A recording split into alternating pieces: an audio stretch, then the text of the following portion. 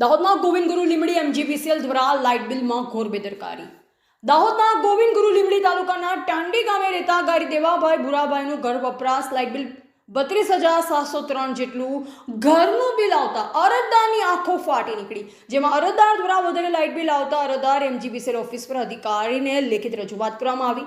અરજદારને પૂછતાછ કરતા અરજદાર મીડિયા સમક્ષ બોલવામાં આવ્યું કે મારે ઘરનું લાઇટ બિલ 2200 રૂપિયાથી લઈ 2500 જેટલું આવતું હતું, જેમાં 27/1/2026ના રોજ લાઇટ બિલ 10 ગણો વધારો આવતા અરજદારની આંખો ફાટી ગઈ. અરજદાર એમજીવીસીએલ કચેરી લીમડી ખાતે 10 વખત ધક્કા ખાધા, તેમ છતાં અરજદારની વાતો કોઈ અધિકારી સાંભળવા તૈયાર નથી.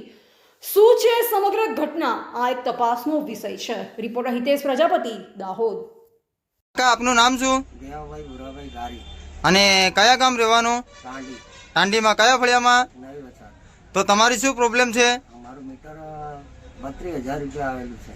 હા, 32,000 રૂપિયા શેનું આવેલું છે? લાઇટ બિલ આવેલું મારું 2200 એટલું આવે, ઘરનું મકાનનું. હા, અને દર વખતે તમારું લાઇટ બિલ કેટલું આવે છે? 2200 રૂપિયા જેટલું. 50 એવું આવે. હા હા, તો હમણાં કેટલું આવ્યું? હમણાં 32,000. તો 32,000 જેટલું લાઇટ બિલ આવ્યું. તો તમે એમજીવીસીએલ લીમડી ખાતે સંપર્ક કર્યો હતો? હા, કર્યો તો ને. તો તમને શું કહેવામાં આવ્યું? અરજી આલીએ અમે. તો અરજીનું શું કીધું? આવશે એમ કીધું.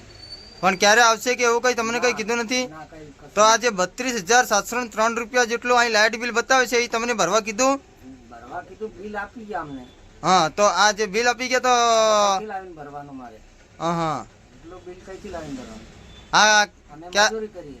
અને ક્યારે આવ્યું આ લાઇટ બિલ? લાઇટ બિલ હમણાં જ આવ્યું, આ મહિનામાં પહેલામાં. પહેલા મહિનામાં એમ કે? બીજામાં આવ્યું. હા, બીજામાં આવ્યું.